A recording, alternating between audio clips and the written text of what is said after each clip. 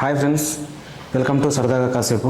ఈరోజు టాపిక్ వచ్చేసి assumption of Disha case. అంటే ఇది ఎవరిని ఉద్దేశించి కాదు, ఒకవేళ ఇలా జరుగుండొచ్చేమో అని నా ఊహ.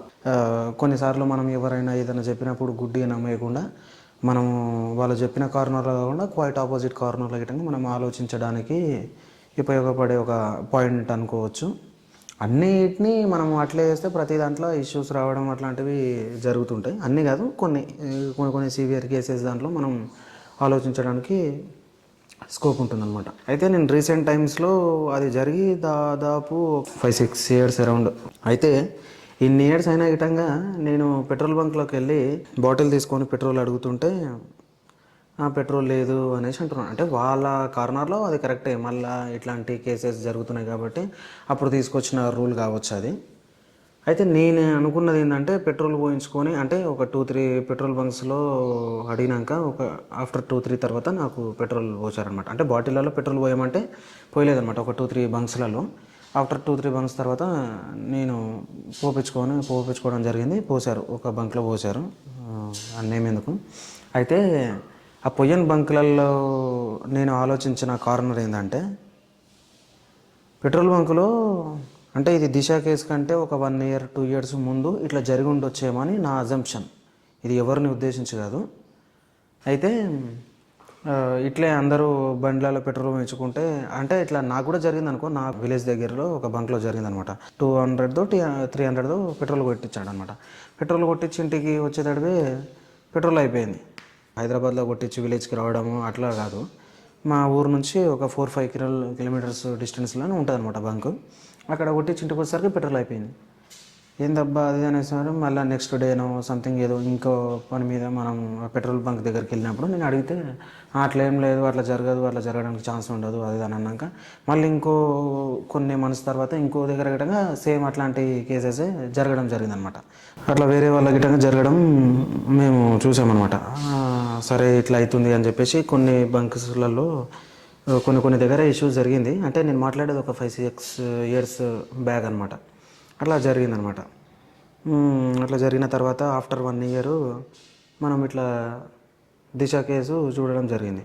అంటే నేను దీనికి ఎట్లా ఇంటర్లింకప్ చేస్తున్నా అంటే, ఆల్మోస్ట్ మనకు పెట్రోల్ బంక్స్ పొలిటీషియన్స్కి గిట్టంగా ఉన్నట్టుగా నేను కొన్ని పెట్రోల్ బంక్స్ పొలిటీషియన్స్ గిట్టంగా దానికి ఓనర్గా నేను చూశానమాట.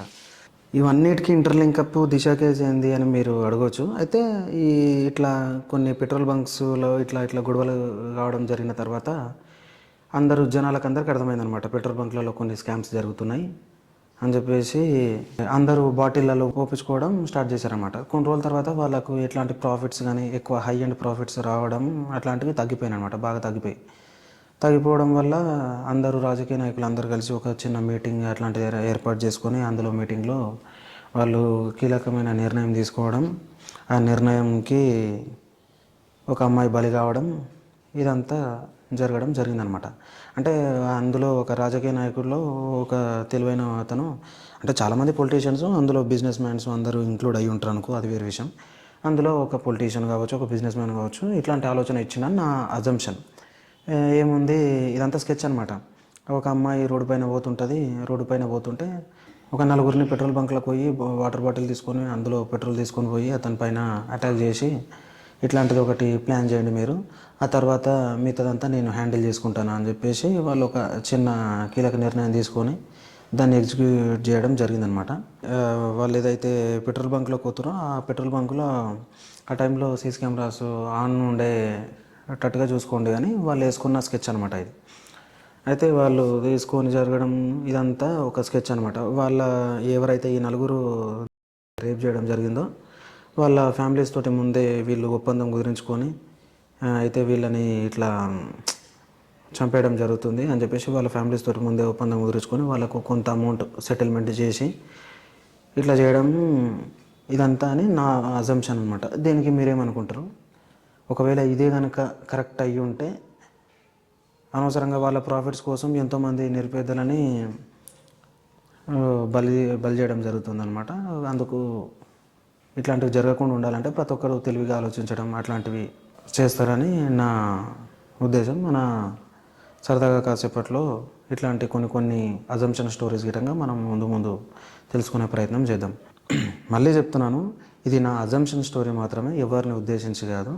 ఎవరు దీన్ని పర్సనల్గా తీసుకోదు. ఒకవేళ ఇట్లా అయ్యుండొచ్చేమో, అయ్యుంటే ఇట్లా ఉంటుంది అని టాపిక్. ఓకే అండి, మళ్ళీ రేపటి ఎపిసోడ్లో కలుద్దాం.